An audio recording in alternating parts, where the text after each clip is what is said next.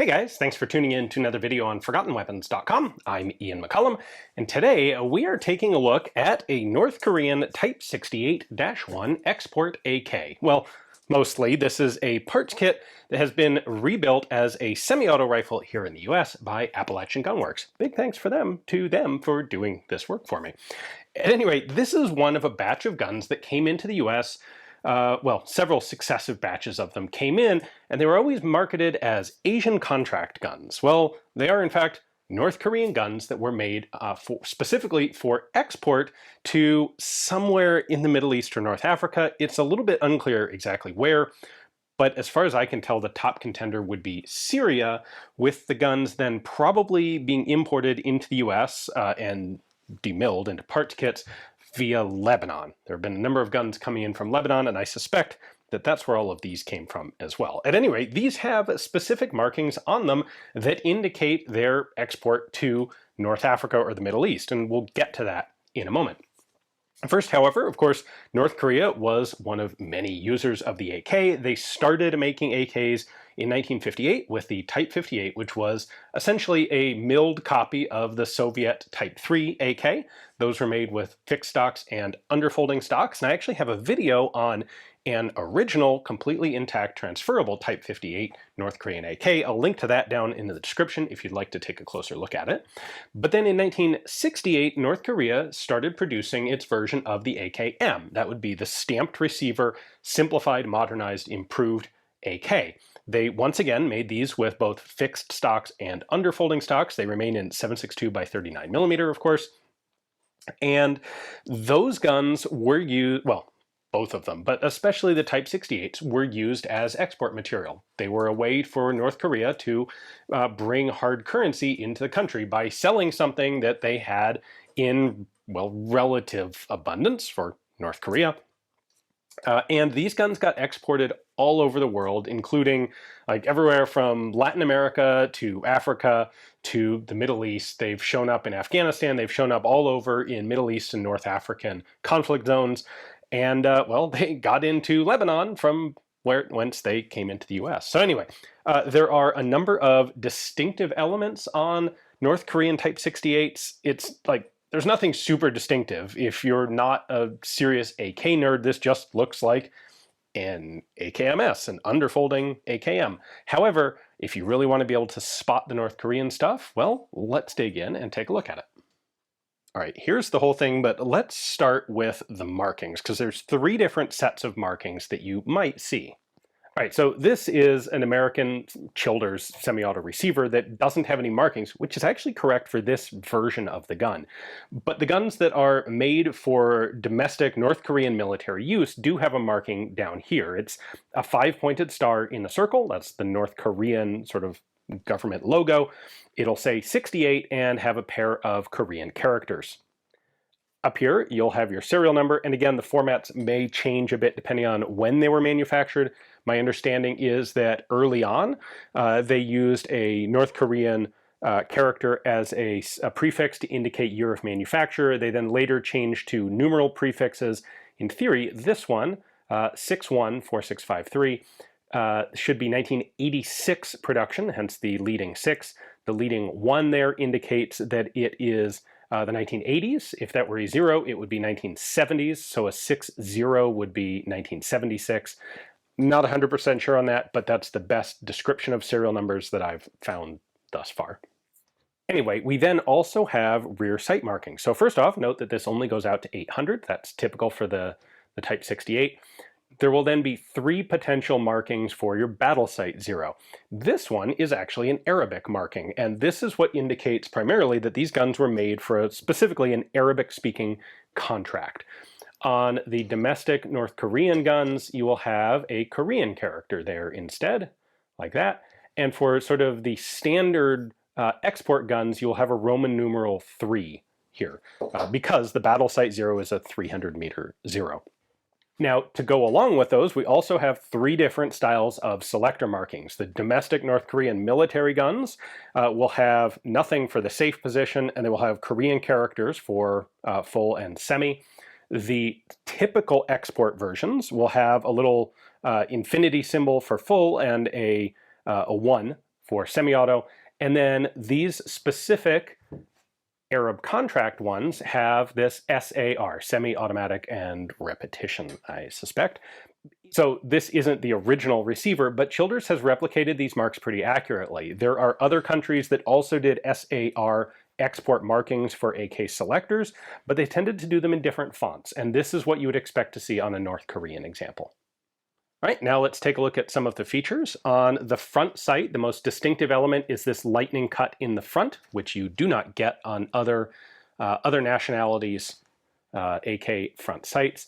The folding stocked guns typically have a muzzle nut like this. The fixed stock ones will have a slant brake, and interestingly, the slant brakes are actually serialized to the guns. On the gas block, we have a couple of features. First off, it is flat-sided, which is a bit unusual and distinctive to North Korea.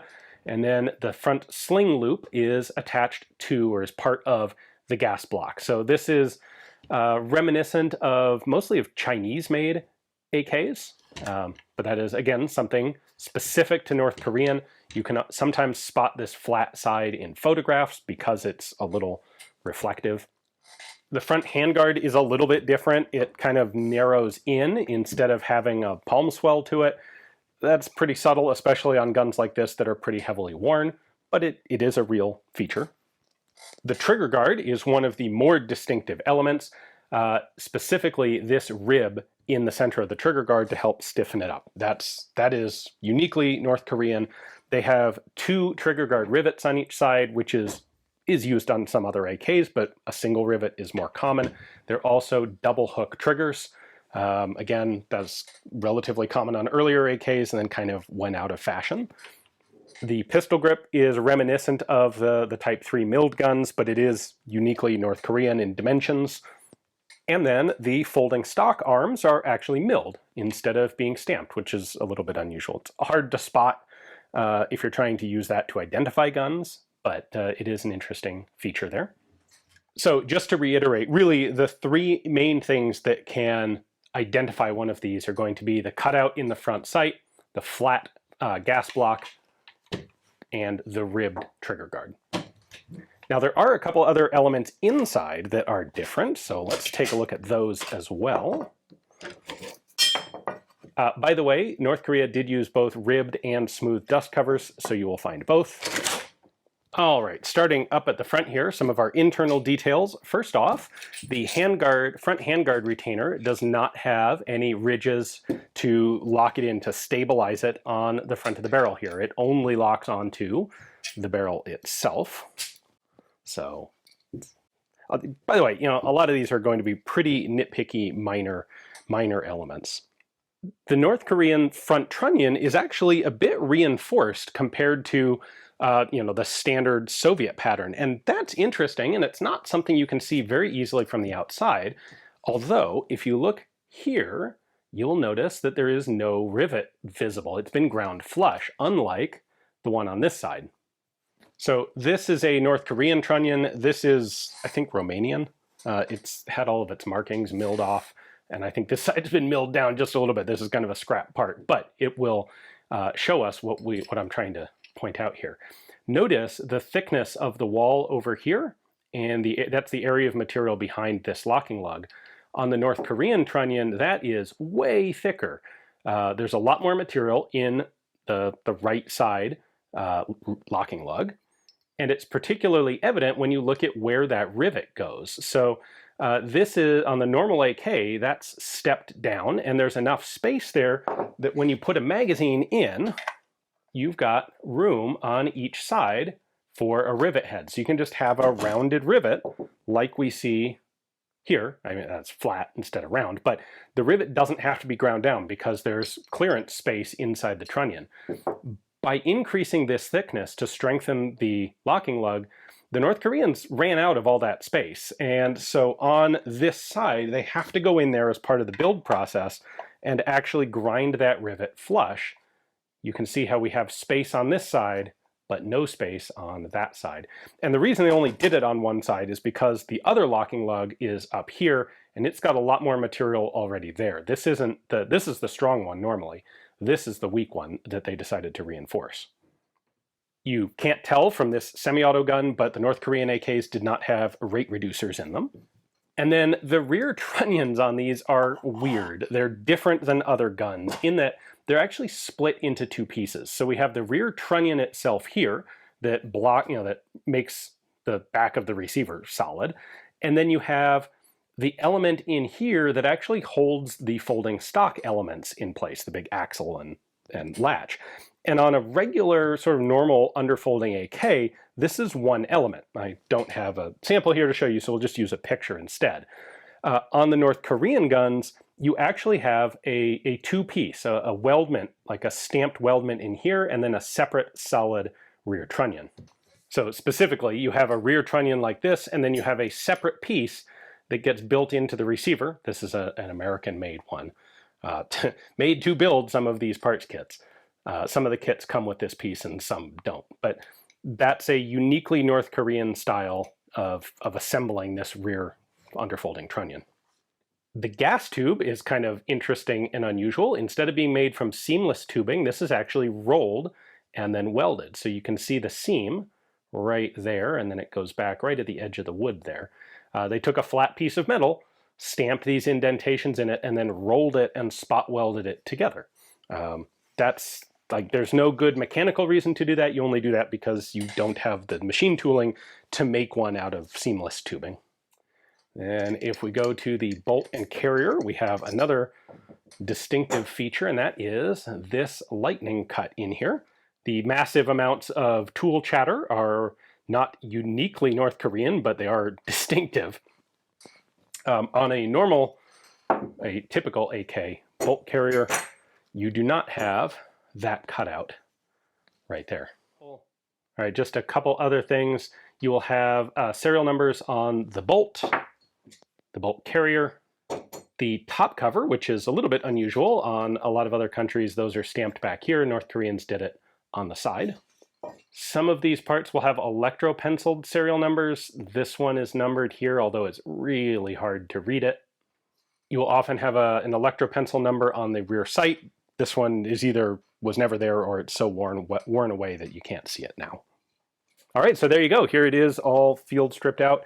Mechanically, just like an AK, parts theoretically should interchange, although manufacturing quality and tolerances on these are such that hand fitting may be required for some stuff, and if you have non-matching components, in fact, even if you have matching components, you should definitely headspace a parts kit like this if you're planning to build or shoot one.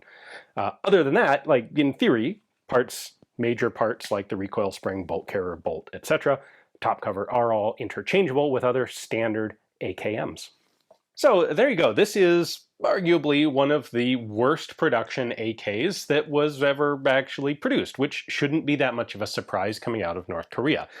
It would be interesting someday to put one of these side by side with an Albanian production AK and just see which is the better of the two. At any rate, when the kits started coming into the US, I definitely wanted to get one for myself. I think it's a really cool example of an otherwise quite exotic and very difficult to find AK kit. So again, big thanks to Appalachian Gunworks for doing the build for me. It's a Childers receiver and an American-made barrel to go along with the rest of the parts that came in the kit. So hopefully now you'll know how to spot these if you happen to be looking through captured small arms in Syria, or you'll know what you're looking at if you decide you want to get one of those Asian contract kits here in the US. Hopefully you enjoyed the video. Thanks for watching.